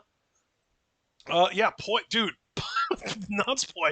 I mean, I feel like I kind of foreshadowed that I would have her pretty high on my list, just because she is just such a fucking complete performer. She's incredible in the ring. Her character, like, she's so good at her character work that it really makes you wonder if that's just her, if that's just how she is IRL. And then, like, even just her acting, dude. The fucking backstage thing that Julia filmed between her and Himeka, she was crying. And that was like a work. That was fucking kayfabe. And she's just that goddamn good of an actor. She's incredible. She's so fucking good at this. It's unbelievable. It really isn't fair. She is immensely talented. Cutest rock and roller, as I affectionately call her. Natsupoi is awesome. Yeah. Now we get to the people, and I'm getting nice and cozy for this one. The top 2 for me, coming in number 2, Momo Watanabe. I Dude, fucking I think we have yeah. the exact same top two. If we do, that's fucking insane. Just for number one, honestly. If we Yeah. have the same number one, I'm gonna lose my fucking mind because I Well, can't believe you'd actually prepare to co-sign lose your with mind me because on I'm that. pretty sure we have the same number one because you didn't mention Then I it. want you to go first on whatever number one is because I'd love to hear how the fuck you got. Because I already know why I got there. I'd love to know why you got there. But in the meantime, Well, let me put I it this love way: Momo's either we have passion. the same number one, or one of us significantly overlooked somebody. Put it that way. There you go. Um, I love Momo's passion. I love her desire. She makes me believe it every time she wrestles Yep. that she wants to be the top woman, that she wants to be the world champion. I love wrestlers like that. Guys, you have to remember the era that I grew up in. I talk about it all the time. I grew up in the era of the people that wanted to steal the show every night. Edge, Angle, Guerrero, Benoit, Mysterio, when he could still really Jericho. move and was a human highlight reel. Jericho before, he kind of ruined his own legacy. Pre-Boomertron. And yeah, pre-Boomertron. And I love wrestlers like that. Wrestlers that the passion just emanates off of every offensive maneuver. That's Momo. I actually, and you know what? Why Shuri was so, I want to make something clear here because it's funny the relationship I've had with Shuri. Do I think she's phenomenal? Yes. Do I think that she deserves every bit of success that's come her way? Yes. Do I find her as compelling as somebody as hungry as Momo? No. No, I don't. I was rooting for Momo to win the 5-star. I was disappointed when she didn't. My heart broke for her when she got that runner-up trophy. And I'm telling you, man, I desperately hope they put the world title on her. Yep. And I honestly hope it's at a pay-per-view where you and I have the means to watch it live because I want us to be there when she finally gets crowned and be able to call it. Because that's the thing. We do like actual commentary because I know they don't do English commentary that often. And at times, it could be kind of whatever. It gets repetitive or tedious or whatever. It's very rare that you get a moment that you actively anticipate wanting to call, wanting to lend your voice to. That's what Momo winning the world title would mean to me. I would love to be there. I would love to be there with you, watching it live as it happens and seeing it because this woman fucking deserves it. Yep. She is so goddamn talented. Peach Thunder might already be like an early candidate for finisher of the year. Yeah. Because the first time I saw it, I lost my goddamn mind. Nobody does it like her. Nobody does it like her. And she's part of the Workhorse faction in Queen's Quest, which I fucking adore. I love Queen's Quest. So much so that 2 of its members made my Fave 5. And I mentioned the other members for the most part in honorable mentions. Yep. Yeah, just Momo deserves the world. She really honestly does. And the sooner she gets it, the better for everybody else. But I just wanted to sing her praises here. So I'm guessing Momo was also your number 2? We have the exact same number 2? Yes, she was. Yep. It's then, Momo. add your 2 cents. Yeah. Yeah, I mean, I think you really touched on a lot of it. I think what I really want to touch on, and kind of almost a recurring theme with my top 3, really my top 4, because this includes Tam too, really, is that these are women who are so fucking good at what they do that they make you forget that this is not a shoot. They make you forget that this is scripted or predetermined or whatever word you want to use to describe it. Fake, some people might say, but we all know it's not fake. It's just predetermined. Yeah, like Tam does that. Poi does that. Momo absolutely does that. I think Momo is probably the best in Stardom at making you forget that this is not a shoot. Because some of her kicks make you wonder, like, is she shooting on her? Like, is she angry at this woman for some reason? Did she like drop a comment while Momo was eating a rice bowl the other day? Like, what the hell? Because Momo, when Momo wants something, and in this case it's the red belt, and we know that she's laser focused on winning that red belt at some point. The closer she gets to actually achieving that goal, the more deadly she becomes, the more ravenous she becomes, the more unhinged almost she becomes. And that is a character beat that not a lot of people can pull off, and Momo pulls off and executes absolutely flawlessly. And I just love that. She's a brilliant performer. I can't believe that this is about to happen for either one of us. Number one for me, and I actually want you to go first on this one. Mina Shirakawa. Powerbomb to your heart. Oh, yes. How did it happen for you? Why is it surprising Like, to you? I just didn't see it coming for you. So, like, I just want you to kind of give your reasoning behind how you got here. Well, I would say it's a combination of the one English video that was up at one point where she was trying to predict all of the results of the one pay-per-view, and then she was joined by Waka and they ended up doing some predictions together. That's probably also the only reason that Waka even made my honorable mentions, because I know she didn't make yours. So a combination of that plus the constant and noticeable improvement, plus now she's in a white belt program and I really kind of want her to win, and the line to Tam on that last show that we reacted to, do you really even know me at all, was like, oh my god, like I feel like she's reaching another level as a character, and that is what is so exciting to me. I'm gonna talk my shit here. I'm just gonna let people know I'm parking my car for this one. Wow.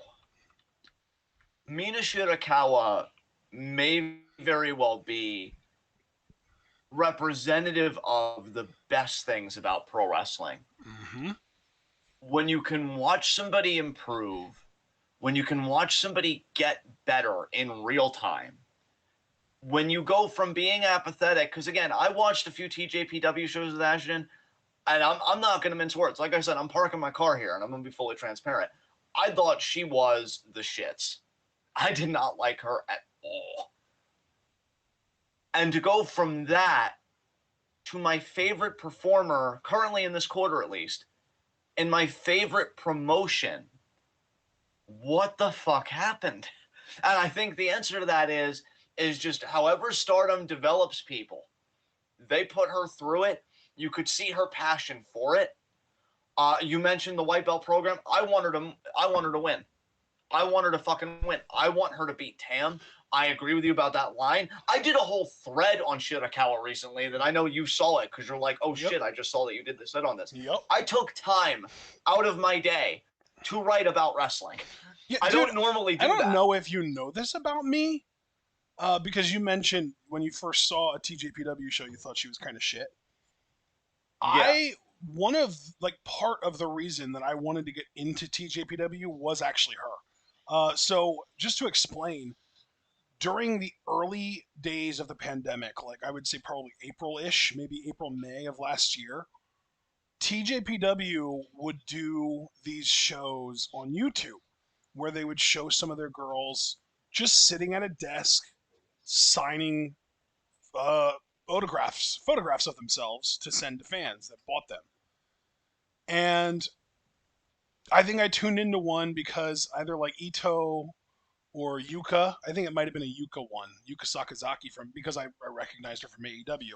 So I tuned into one for her, and I saw Mina, and I was like, holy shit, she's gorgeous. I want to see how she wrestles.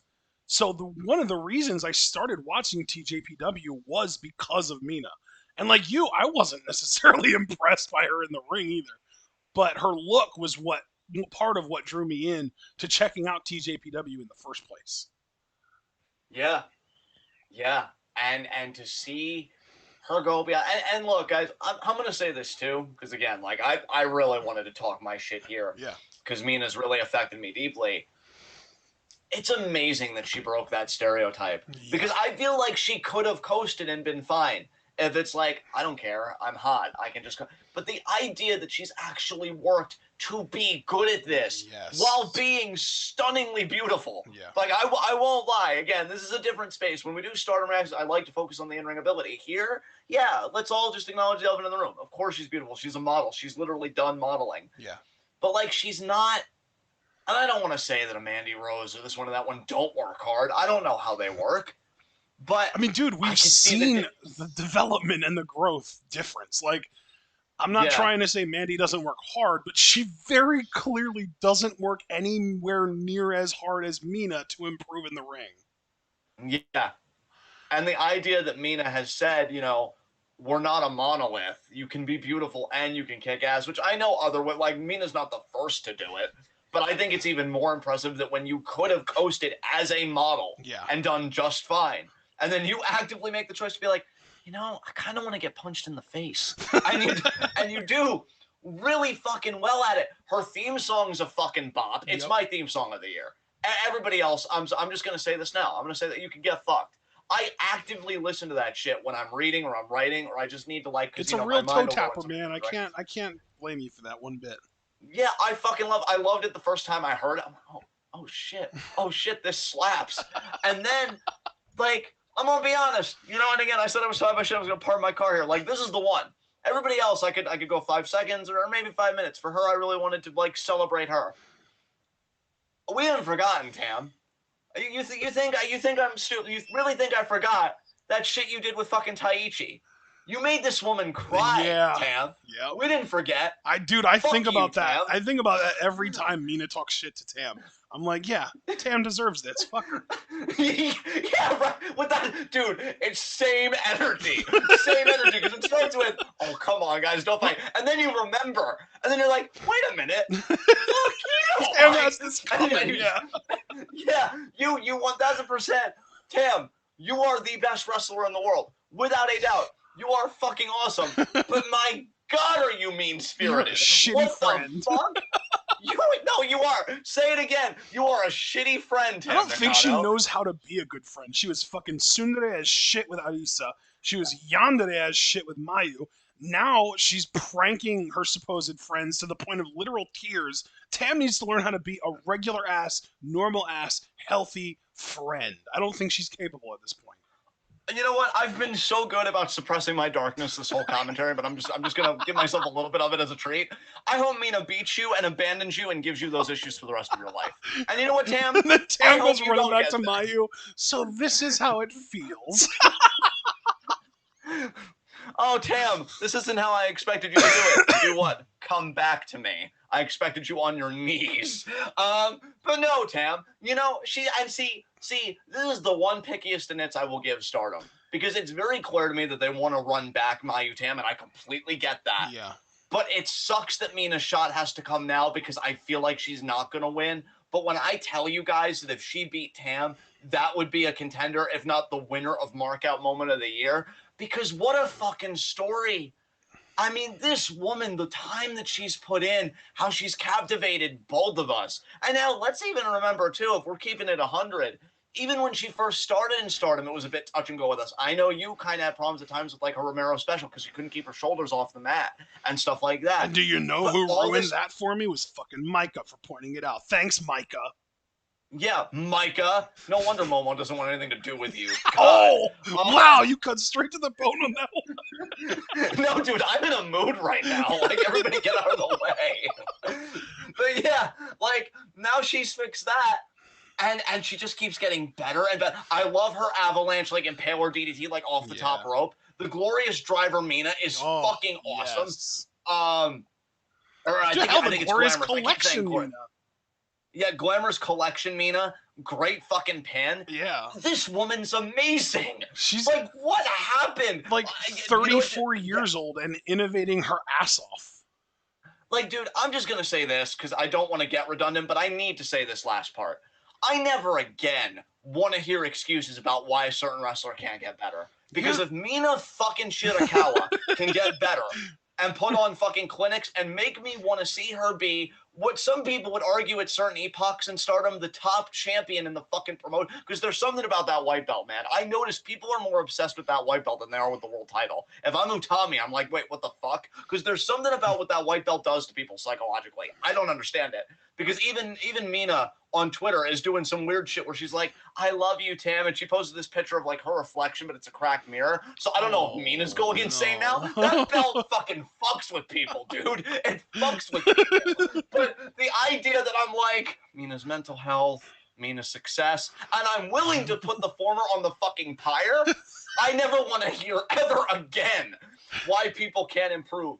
Fuck your excuses. Yeah. Fuck your mealy-mouthed excuses because this woman made the time She made the time. If you can't even make the time, and that's why I stood by Mundo too, because he went and he took acting classes and he did movie roles because he was honest with himself. I can't cut promos. I will always love and stand behind wrestlers that are honest about their weaknesses and then work to improve them. Those are the wrestlers I respect the most. Fucking show up, show out, or don't show up at all. And the idea that Mina Shirakawa did, I can't give her a bigger compliment, and neither can you apparently. I'm so glad we share this. The #1 on the Stardom Fave 5, because if anybody hustles for it, it's her.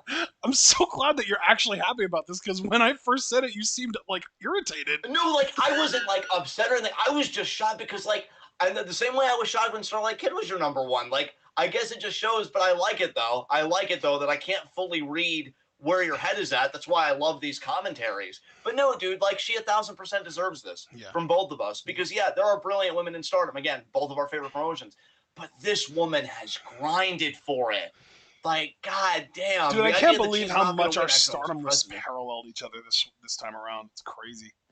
Dude, I know. That's fucking... I don't know if that's ever happened. Yeah. That's fucking wild, we dude. Had the H's for #5, Himeka and Hazuki. We had our singles champs at #4, Utami and Tam. And then high speed champs at #3, Kid, who beat Natsupoi. Yeah. And then the exact same top 2. Fucking wild. Fucking wild. Nobody's doing it like Stardom, and Mina Shirakawa powerbomb both of our hearts. And I hope she powerbombs you too, Tam. Fuck you for that Taichi shit. You know, Tam's the new old Momo. Oh, okay. Tam is the new old Momo. Like, it's just secretly like, I love you, Tam, but fuck you for your bullying. So we come to our other promotions, which I'm actually more excited. This is probably the most excited I've been for an other list. Yeah. And really, it's a shame DBK isn't here because I pretty much. Am I going first on my honorable mentions for this? I believe so. Yes. Okay. For my honorable mentions, I'm not going to number them. They're honorable mentions, but bottom to top. Excuse me. Bottom to top. From furthest away from actually making the list to closest. Ruby Soho, Jungle Boy. Nice. Did you hear that one? Yes, Jungle Boy. Okay. Ray Phoenix. Luchasaurus, Maria, from her literal one appearance in Stardom, compelled me that much that I put her on honorable mentions. Suzu Suzuki, and Jamie Hayter. Very cool. MJF, Hiroyo Matsumoto, Jay White, Juice Robinson. Nice. So who's #5 for you? Dante Martin. All right. I don't think I know who that is, so feel free to say whatever you want about them. John, if you've never seen Dante Martin work before, you are severely missing out. You know how you always talk about like the 630 sentons and the crazy flippy shit? Yeah. This dude makes that look fucking effortless. Holy shit. Imagine if Jack Evans was a 19-year-old half-black kid. Damn. Yeah, Dante's like, he's got springs in his feet like Ricochet, like the way that he gets height, and like Montez Ford, like how Montez, when he jumps off the top rope, it's not just a jump, he like gets crazy height. That's Dante Martin. Like he gets ridiculous height with his jumps, and like he does some of the craziest, most innovative shit you've seen. Like you know how Ray Phoenix is always like doing crazy innovative rope shit. Well, Dante Martin doesn't do like the bouncing between the ropes the way that Phoenix does, but the way that he like bounces between the rope, like he is one of a kind. He is special as a talent. And like literally you don't even have to push him to the world title by just simply featuring him on your shows. He's like a fucking attraction with how ridiculous some of his stunts are. Literally, you can keep him in the undercard his entire career. I don't think you should, but you could. And he would become a legitimate money draw because of how ridiculous the shit that he can do in that ring are. Yeah. Yeah. All right, #5 for me. If I have this right. Yep. Minoru Suzuki. Oh, I mean, nice. What else is there to say? Literally just because of the Danielson match, right? Yeah, absolutely. That match was fantastic. Utterly fantastic. Yeah. Yeah.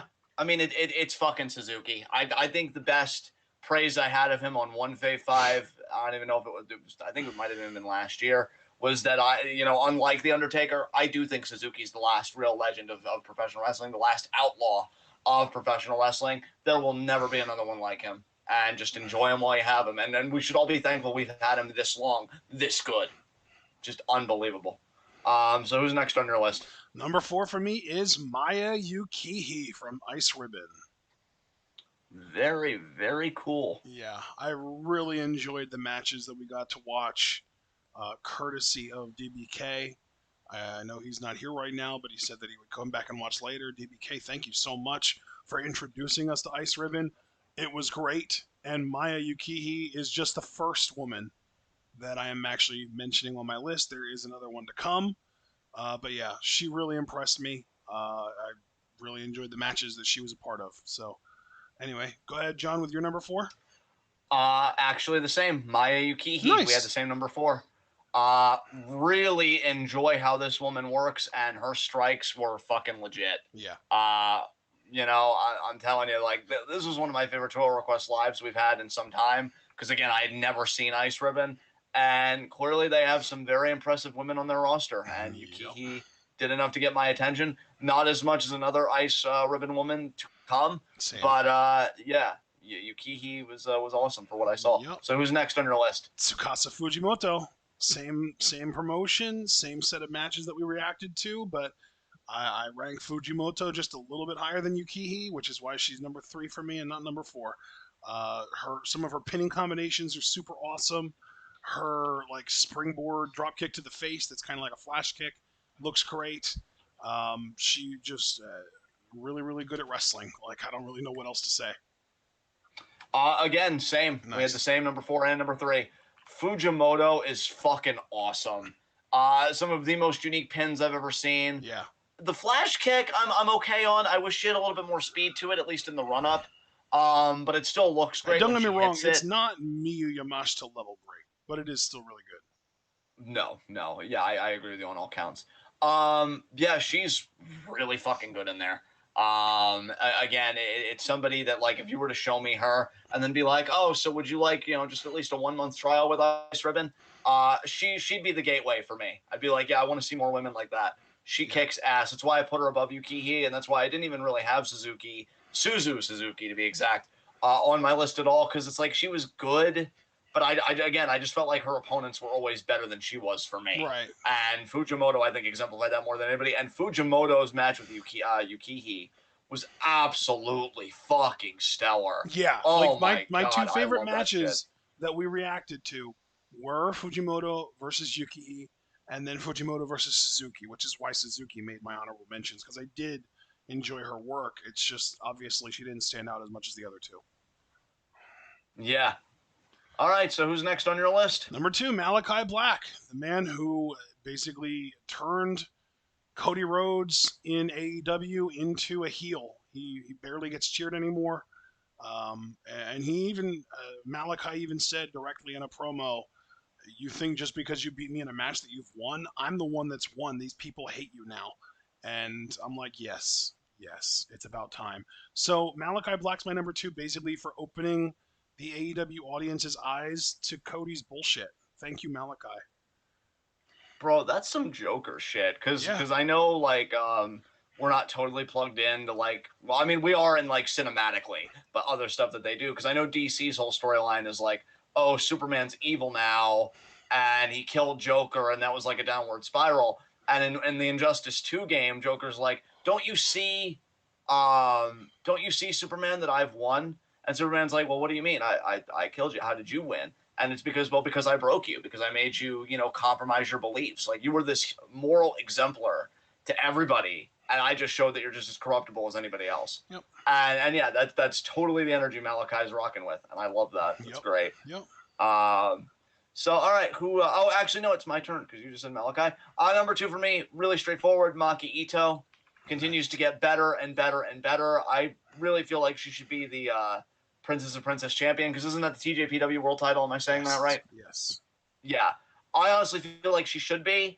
The final few moments of that matchup, though, between her and Miyu were fantastic. Her counter to that roundhouse where she tried getting in the cloverleaf blew my fucking mind. So Maki's packing that ability. and I still think she's got star written all fucking over her. So yeah, Maki Ito at number 2. I don't think I had any TJPW performers on my list just because I don't feel like I've watched any TJPW in this 3-month period. Yeah. So anyway, number 1, Bryan Danielson. Easiest decision in the world for me. One of my favorite wrestlers of all time is on one of the hottest streaks I've ever seen him on in his career. Dude, I don't know how much of Danielson you've seen in AEW, but I have never seen this man emanate more fucking Chad energy in my life. It is unbelievable how much of a man he comes off as in AEW. He is a tough ass, he is a hard ass, he is a badass. He's literally just turned heel this past week and is talking about how he's going to run through the Dark Order in their own hometowns now, basically, until Hangman gives him a title shot. It's fucking awesome. He's so good. Yeah, he's fucking incredible, dude. I'm happy to see that he's really feeling himself in this run. Yeah. And yeah, just good shit. Number 1 for me is Miyu. Oh, nice. Just because, again, she's a fucking killer. Like, if there's anybody that I would want to see make the jump to Stardom, she would probably be at the top of my list, honestly.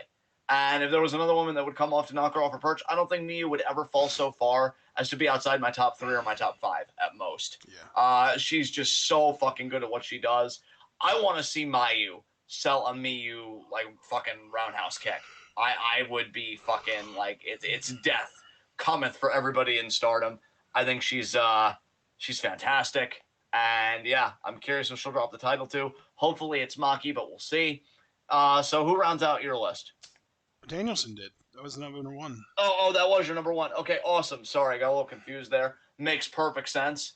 Wow, I just saw Cheevan's message that he got booed just for bringing up WrestleMania. God damn. Yeah. Way to play that crowd, Daniel. Yeah, he was like, oh, all these people cheer for you when you win this, but I won the main event at WrestleMania, and they don't care about that. And then he got booed for that, yeah. All right, well, time for our top 10. So Yay! I guess I'll start with number 10. All right. Coming in at number 10 for me, Braun Breaker. Wow. I'm a little surprised that he ranks that highly for you, man. I gotta be real. 10 for me. Oh, God, I'd love to be able to say this again. Katsuyori Shibata. So happy for you. Love that for you. And for him. Yes. Number 9 for me, Finn Balor. Nice. Okay. Man, again, you're way higher on him than I thought you would be. Is that mostly because of the pre-bullshit? Pre-bullshit, even the stuff he did to recover from, because I thought he showed great intensity in the King of the Ring tournament and the ladder match. He's just solid at what he fucking does. All right, number 9 for me, MSK. Number 8 for me, Seth Rollins. Sethington. I'm actually the other way around. I'm surprised he's so low for you. I thought he'd be like top 4 or 5. Number 8 for me, Minoru Suzuki. Beautiful. 1 second. All right. Number 7 for me, Hazuki. Wow, you have her ranked above Seth. That surprises me. Wait, she's number 7, so that means that 4 of your top 6 are Stardom. Holy shit. Yeah, dude. Well, I mean, Stardom's our favorite promotion. I really yeah. So. Okay. Number 6. No, you went first. Number 7 for me, Kazuchika Okada. 6 for me, Utami. Okay. Number 6 for me, Momo Watanabe. Number 5 for me, Starlight Kid. Number 5 for me, The Bloodline. Number 4 for me, Momo Watanabe. Number 4 for me, Mina Shirakawa. Number 3 for me, Malcolm Bivens. Wow. Okay. Number 3 for me, Io Shirai. Number 2 for me, Kevin Owens. Kevin? Oh, wow. Okay. Damn. Well, we didn't go this far.